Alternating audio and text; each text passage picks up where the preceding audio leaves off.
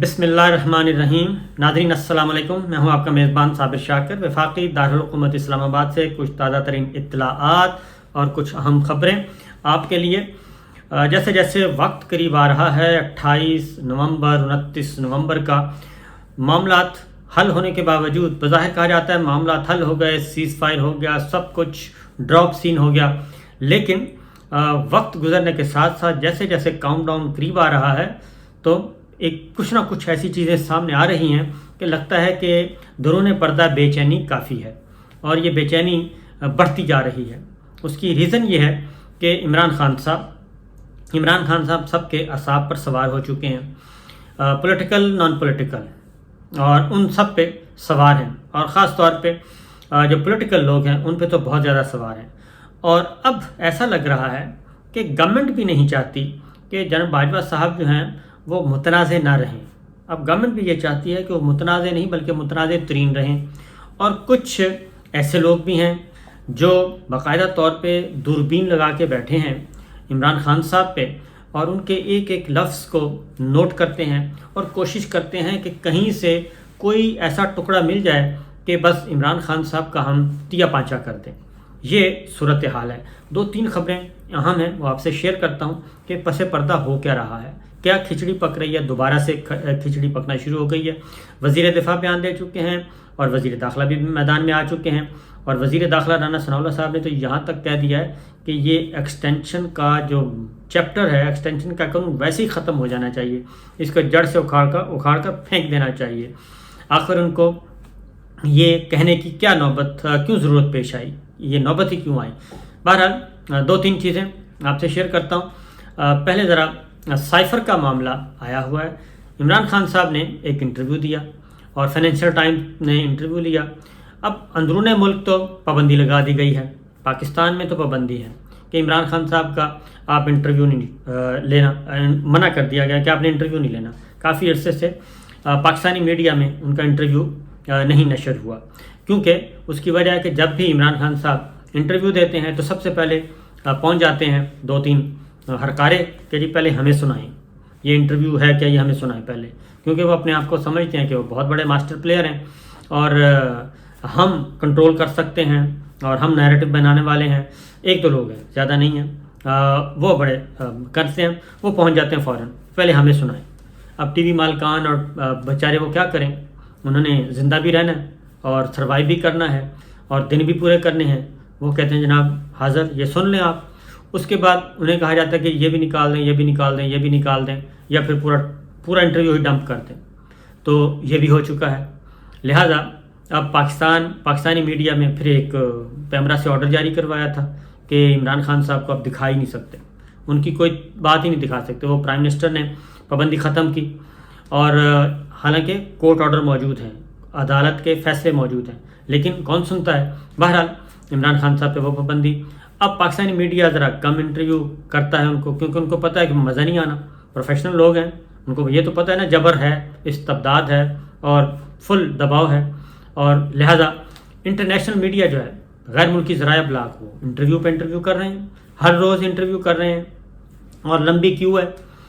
اب اس میں سے چیزیں نکالتے ہیں۔ فائنینشیل ٹائمز کو انٹرویو دیا اور انہوں نے بڑا کلیئر کٹ انٹرویو دیا، اس میں کوئی ایسی بات نہیں تھی۔ سائفر کے معاملے میں کوشچن ہوا، سائفر کے معاملے میں پھر انہوں نے کہا ظاہر ہے اب آگے بڑھنا ہے، اور جو ہونا تھا وہ تو ہو گیا ہے، اور جو انہوں نے بتا دیا پوری قوم کو جگا دیا، پوری دنیا کو بتا دیا، اور یہ بھی پتہ چل چکا ہے کہ جھوٹ کون بول رہا تھا، کس نے ہر جگہ پہ جا کے جھوٹ بولا، اور جھوٹ بول کے یہ پورے ملک کو اس حد تک برباد کیا، وہ بھی سارا پتہ چل چکا ہے۔ کوشچن تھا سائفر کے معاملے میں، عمران خان صاحب نے جواب دیا، انہوں نے کہا جی کہ ماضی میں جو ہو چکا، اب ہم آگے بڑھنا چاہتے ہیں، اور آگے بڑھ کے پھر انہوں نے وہی بات کی کہ امریکہ کے ساتھ غلامی کسی کی نہیں قبول، دوستی سب سے قبول ہے، سب کے ساتھ دوستی کریں گے، یہ انہوں نے بتا دیا، اور سازش، مداخلت، سب کچھ وہ اپنی جگہ پہ۔ یہ ایک گڈ ڈیسیجن ہے۔ ظاہر ہے کہ کب تک آپ لکیر پیٹتے رہیں، ہمارے پیارے رخصت بھی ہو جاتے ہیں تو کوئی روزانہ جا کے ان کی قبر پہ تو نہیں بیٹھا جاتا، اور ایک وقت مقرر ہے، اس وقت تک ہمارا دین بھی یہ کہتا ہے کہ 3 دن سے زیادہ افسوس نہیں کرنا، اور اس کے بعد آپ نے دعا کرنی ہے، تو یہ ہم بھی کہتے ہیں اور اس پہ عمل بھی کرتے ہیں۔ تو وہ ایک کام ہوا تو اب اس پہ اسی لکیر کو تو نہیں پیٹنا، وہ آگے بڑھ چکے ہیں. انہوں نے جواب دیا کہ جی ہم آگے بڑھیں گے، جب دوبارہ اقتدار ملے گا تو ہم آگے بڑھیں گے. یہ بات بڑی کلیئر تھی. لیکن ظاہر ہے وہ جو صاحب ہیں وہ وفادار سے وفادار زیادہ ہیں، ان سے زیادہ وفادار بنتے ہیں. اور اصل مسئلہ ان کا نہیں ہے، اصل مسئلہ جن صاحب نے تو جانا ہے، وہ تو رخصت ہو رہے ہیں. مسئلہ ہے پچھلوں کا، 2-4 لوگ ان کو اپنی مصیبت پڑی ہوئی ہے کہ ہم کیا کریں گے اس کے بعد. تو وہ اس طرح کے کام کر رہے ہیں اور وہ اکساتے بھی رہتے ہیں کہ نہیں آپ بہت ناگزیر ہیں سر، آپ نے نہیں جانا، آپ کوشش کریں. تو وہ ماحول بھی بناتے رہتے ہیں. اسی لیے یہ چیز جو ہے وہ اب آگے بڑھ رہی ہے. تو انٹرویو ہو گیا، انٹرویو کے بعد 2 جگہ پہ ٹاسک دیا گیا. ایک غیر سرکاری جگہ پہ ٹاسک دیا گیا اور ایک اپنے کو ٹاسک دیا گیا کہ اس انٹرویو میں سے آپ نکالیں جو کچھ نکال سکتے ہیں. انہوں نے ٹوٹے جوڑ کے وہ ایک بنائی اور بنا کے فیڈ کر دی. فیڈ کرنے کے بعد وہ چلنا شروع ہوگی. اسی طریقے سے اخبارات کو بھی کہا گیا کہ آپ نے یہ لیڈ اور یہ سپر لیڈ نکالی. وہ کم و بیش ساروں کی مماثلت ہے، رات گئے تک یہ کام ہوتا رہا اور انہوں نے بھی اسی طریقے سے چھاپ دی تاکہ کل کو جب پتہ چل جائے گا کہ اس کے پیچھے کون ہے اور کیوں یہ سرخیاں لگوائی گئیں اور کیوں یہ بیانیہ بنایا گیا. بہرحال جی وہ ہو گیا. اب ہمارے دوست ہیں فہد حسین، اب انہوں نے کہا کہ یہاں سے نہیں ہے بلکہ سوشل میڈیا کو بھی کور کرنا چاہیے. تو لہٰذا فہد حسین صاحب ہمارے بہت ہی اچھے، میرے تو باس رہ چکے ہیں، نفیس آدمی ہیں، پتہ نہیں کیوں پھنس گئے اپنی عمر کے اس حصے میں، حالانکہ انہوں نے مزید آگے جانا تھا. تو سرکاری نوکری مجھے نہیں سمجھ آئی کیوں قبول کی ہے. تو انہوں نے ایک جاری کیا. اچھا یہ ان کا اپنا لکھا ہوا نہیں ہے کیونکہ وہ انگلش کے ہیں، ایکسپرٹ انگلش جرنلزم زیادہ ہے اور یہ ان کی نہیں ہے. تو یہ کہیں سے آیا ہوا ہے، لکھا ہوا ہے کہ یہ سوشل میڈیا پہ پھیلا دیا جائے. اب اس میں آپ کو بتا دیتا ہوں کہ یہ کہتے ہیں جی تھریٹ، امریکی سازش کا افسانہ تو اپنی تضادات کی بھینٹ چڑھ گیا، یہ ہونا ہی تھا. اب اس غلط بیانی پر مبنی تھیوری کا پوسٹ مارٹم ضروری ہے. اس میں پہل تحریک انصاف کی قیادت کو خود کرنی چاہیے کیونکہ اس ڈھونگ رچانے سے سب سے زیادہ نقصان پاکستان کا ہوا ہے اور پھر تحریک انصاف کا.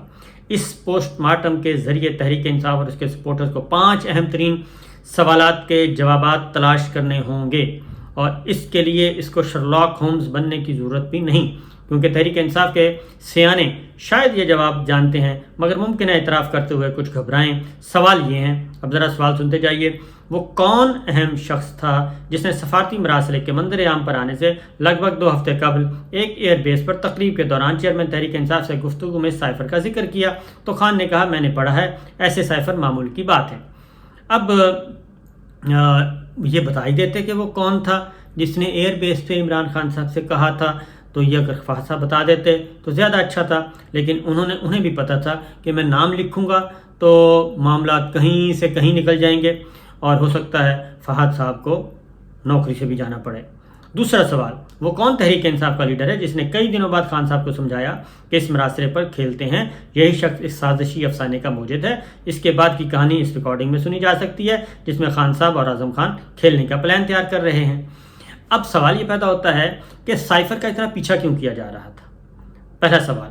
اور سائفر کے بعد ہی وزیر اعظم ہاؤس اور وزیر اعظم آفس کو بگ کیا گیا کیونکہ ابھی تک سائفر سے پہلے کی کوئی کنورسیشن جو ہے، کوئی ڈسکشن، کوئی گفتگو، کوئی ٹیلی فون کال سائفر سے پہلے وزیر اعظم ہاؤس، وزیر اعظم آفس کی نہیں ہے، کوئی آؤٹ نہیں ہوئی.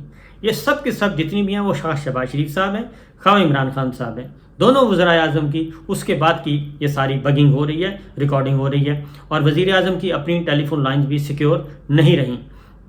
ایون اگر میاں بیوی بات کرتے ہیں تو وہ بھی سیکیور نہیں رہی. تیسرا سوال، تو لہٰذا وہ کون تھا جو ان کا پیچھا کر رہا تھا سائفر کے معاملے میں، اور پھر یہ گفتگو کس نے ریکارڈ کی اور کس نے پھر انصار عباسی صاحب کو دی؟ یہ سوال ہے. تیسرا سوال وہ ہے کہ وہ کون 2 تحریک انصاف کے رہنما ہیں جنہوں نے سازش کے موجد کی مکمل حمایت کی اور خان صاحب کو قائل کیا کہ سنہری موقع ہے کہ ایک برانڈ نیو بیانیہ بنانے کا. انہی 2 خواتین و حضرات نے اس غلط راہ پر چلنے کے لیے خان صاحب کے کان بھرے، کیا خوب بھرے. اب ان میں سے ایک خاتون کو تو میرا خیال ہے ایک خاتون کو تو پکڑا بھی گیا، وہ شیریں مزاری کی طرف اشارہ ہے، ان کے ٹیلی فون لینے کی کوشش کی گئی، پھر اس کے اسلام آباد ہائی کورٹ چیف جسٹس امین اللہ صاحب تھے، ان کے حکم پہ فوری طور پہ لایا بھی گیا۔ تو مسئلہ یہ ہے کہ یہ کان کس کے بھرے؟ تو فہد حسین صاحب کو چاہیے کہ وہ خود بھی بتائیں کہ یہ تھریڈ کس نے لکھ کے دیا ان کو کیونکہ اس میں کافی چیزیں ہیں۔ اور پھر وہ شخص وہ کون شخص تھا؟ عین ممکن ہے زیادہ ہوں، لیکن مجھے ایک کا کنفرم معلوم ہے جس نے شروع دن سے کہا کہ نہ کریں، یہ غلطی نہ تراشیں، یہ غلط بیانی پر مبنی تھیوری اس کی ایک نہ سنی۔ آج کے دن تحریک انصاف اس لیڈ کی عزت اور احترام میں اضافہ ہونا چاہیے۔ اب مسئلہ یہ ہے کہ فہد حسین صاحب کو یہ ساری باتیں کون بتا رہا ہے؟ کیونکہ اس وقت تو فہد حسین صاحب میڈیا میں تھے، جرنلزم میں تھے، اور بطور صحافی کام کر رہے تھے، اور اس وقت فہد حسین صاحب نے ایسا کوئی خبر بھی نہیں دی، ایسی کوئی آرٹیکل نہیں بھی دیا۔ اب یہ ساری معلومات جو ہیں، ایئر بیس والی بات کس نے بتائی، اور یہ وہ دو کون تھے، خاتون اور مرد، وہ کون تھے، یہ کس نے بتایا؟ پھر یہ جو ایک شخص وہ کون تھا، یہ کس نے بتایا؟ کوئی ریکارڈنگ ہے، کیا ہے یہ ساری باتیں؟ اور آخر کون تھا وہ جو پیچھا کر رہا تھا؟ پھر پانچواں سوال ہے جی، وہ کون علیحدہ تھا جس نے خان صاحب کی حکومت کے دوران ایک میٹنگ میں تحریک انصاف کی قیادت سے پوچھا کہ اگر واقعی آپ کو یقین ہے کہ امریکہ نے سازش کیا مختلف پاکستان سے مل کر، تو آپ لوگوں کو گرفتار کیوں نہیں کرتے؟ یہ سن کر آئیں بائیں شائیں کس نے کی؟ اس کا بھی بات کرتے ہیں جی۔ اگر تحریک انصاف والے سچے دل سے ان سوالات کے جواب تلاش کریں تو ہمیں معلوم ہے کہ کون ان کا اصل خیر خواہ ہے، اور کن لوگوں نے خان صاحب سے اتنی بڑی غلطی کروا دی۔ آج تحریک انصاف کے سیانے اور سنجیدہ لوگوں کو اپنا چپ کا روزہ توڑنا ہوگا، اپنی جماعت کی خاطر، پاکستان کی خاطر۔ تو یہ جو سارے تھریڈ ہیں، یہ ہمیں معلوم ہے کہ فہد حسین صاحب اگر بتا دیں گے بہت اچھی بات ہے، لیکن اصل مسئلہ یہ ہے جی کہ وہ پی ٹی آئی والے جواب دے دیں گے، لیکن فہد صاحب یہ بتائیں کہ وہ کون تھا جس نے اسد مجید صاحب کو تیار کیا، ان کو پریشرائز کیا، اور ان کے کہا کہ آپ کو ہم یہ کر دیں گے، پہلے دھمکیاں دیں، پھر برائب، پھر ان کو راغب کرنے کی کوشش کی کہ آپ اس سے انحراف کر دیں، لیکن وہ نہیں مانا۔ پھر وہ کون تھا جس نے اسد مجید صاحب سے کہا کہ ہم آپ کے انٹرویو کرواتے ہیں، اور ٹی وی چینلز کو بھی دو کم از کم اینکر سٹینڈ بائی پہ تھے کہ جناب ابھی آ رہے ہیں، ابھی آ رہے ہیں، ابھی آ رہے ہیں، اور اسد مجید صاحب راضی نہیں ہوئے۔ پھر وہ کون تھا اسد مجید صاحب کے پاس کون سا بندہ گیا تھا جس نے کہا تھا کہ آپ کو سیکرٹری خارجہ بنا دیتے ہیں اور ہم آپ کو لک آفٹر کریں گے؟ تو جو گیا وہ واپس آ کے اسد مجید صاحب کا ہی حامی و مددگار بن گیا، اس نے کہا اسد مجید صاحب صحیح کہتے ہیں۔ پھر فورن آفس آج تک کیوں ڈینائی نہیں کر رہا کہ وہ سائفر غلط تھا؟ فورن آفس نے اس پہ سٹینڈ لیا، تو لہٰذا پھر وہ قومی سلامتی کمیٹی کے 2 اجلاس جس میں ملٹری لیڈرشپ موجود تھی، پولیٹیکل لیڈرشپ موجود تھی، عمران خان صاحب والی بھی اور شہباز شریف صاحب والی بھی، وہ تمام وزراء موجود تھے۔ تو وہ کون تھا جس نے یہ کہا کہ جناب یہ مندرجات پہ غور کریں، کیونکہ وہ کام تو وہی کچھ ہو رہا ہے جو اس میں لکھا ہوا ہے۔ پھر ایک اور بات، جب قومی سلامتی کمیٹی کا دوسرا اجلاس ہوا، شہباز شریف صاحب پرائم منسٹر تھے، تو وہ کون تھا جس نے کہا کہ پچھلی کمیٹی کے جو منٹس ہیں اس کو انڈورس کیا جائے، اور اس کو انڈورس کرتے ہوئے اگلا اعلامیہ جاری کیا جائے؟ تو قومی سلامتی کمیٹی کے 2 اجلاس ریکارڈ پر ہیں، اور اس میں ساری چیزیں تسلیم شدہ ہیں۔ پھر اس کو ڈیمارچ کیا گیا اسلام آباد میں اور واشنگٹن میں بھی۔